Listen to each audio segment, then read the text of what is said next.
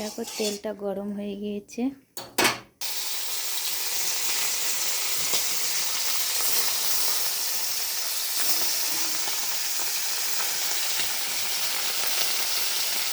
এটা কী মাছ বলো তো? কই মাছ।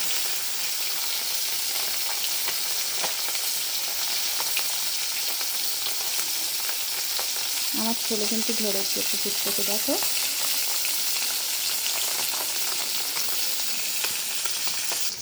দেখো মাছ ভাজা হয়ে গেছে, তুলে নেব।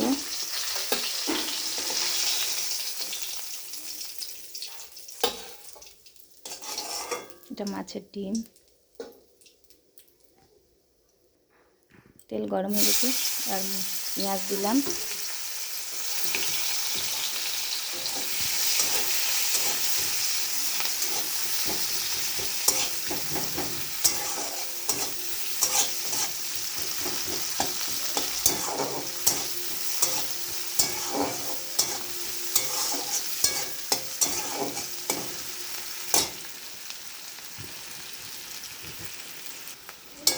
পেঁয়াজটা একটু লালি লালি হয়ে গেছে, এবার আদা রসুন দিয়ে দেবো।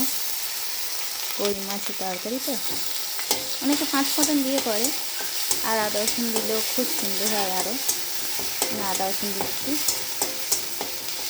আমার ছেলে আবার একটু আদা রসুন দিয়ে রান্না করলে খেতে ভালোবাসে।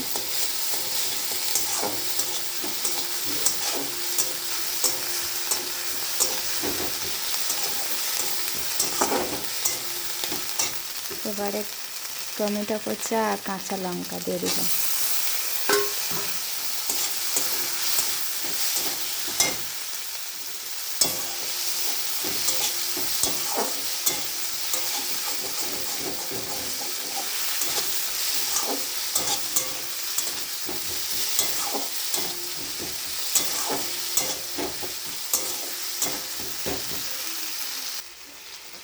আর একটু হলুদ দিচ্ছি,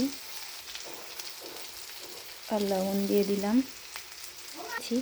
তাও শুকনো গুঁড়ো লঙ্কা একটু দিয়ে দিলাম, দিলে খেতে টেস্টি হবে ভালো।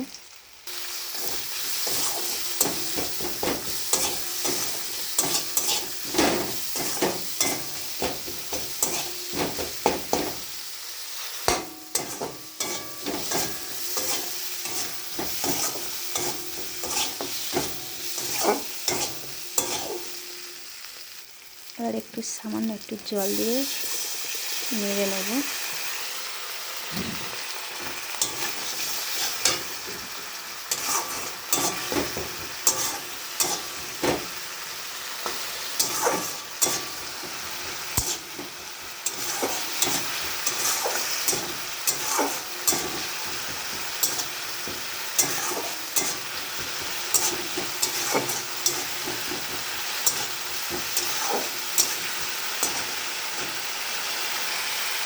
আর আলু দিয়ে দিচ্ছি।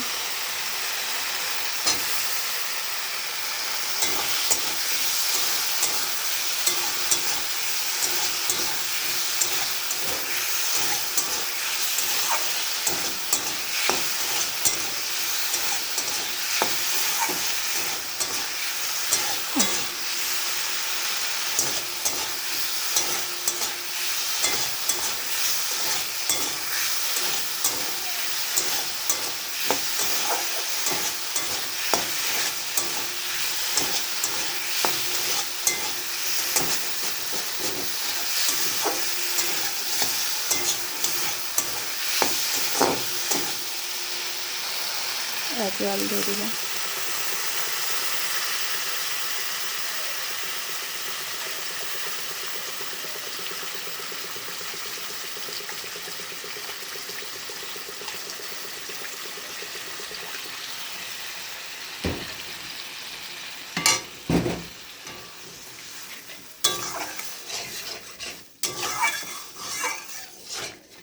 আমার রান্নাটা কেমন হচ্ছে তোমরা সবাই বলবে আমাকে, ঠিক আছে? দেখো ভাত ফুটে গিয়েছে, একদিকে ভাত হচ্ছে আর একদিকে মাছের তরকারি হচ্ছে। এবারে মাছ দিয়ে দেবো।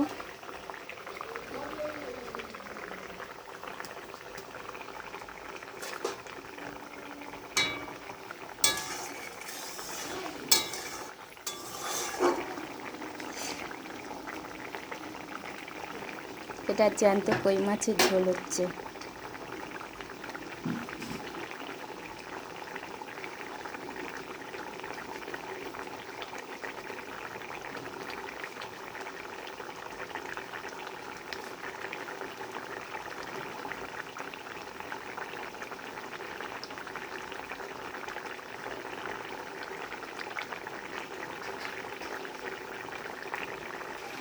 দেখো আমার মাছের ঝোল হয়ে গিয়েছে।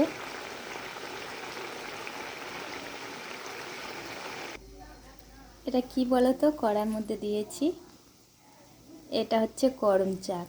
একটু ভাবিয়ে নেবো, জলের মধ্যে দিয়ে দিয়েছি। আর মাঝখান থেকে কেটে ওর মধ্যে যে দানাটা ছিল, দানাটা বের করে দিয়েছি, না তাহলে তিতো লাগবে। করম শাকটা একটু ভাবিয়ে নিয়েছিলাম, এবার চিনি রস করে ওর মধ্যে দিয়ে দিলাম।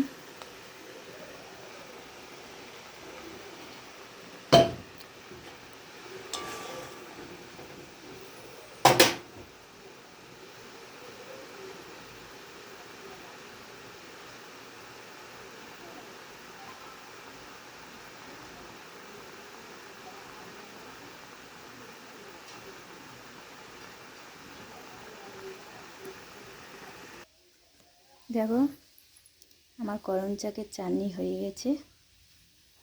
কেমন লাগছে? ভালো লাগছে তো? আমাকে প্লিজ বলবে কই মাছের ঝোলটা কেমন হয়েছে আর করম শাকের চাটনিটা কেমন হয়েছে।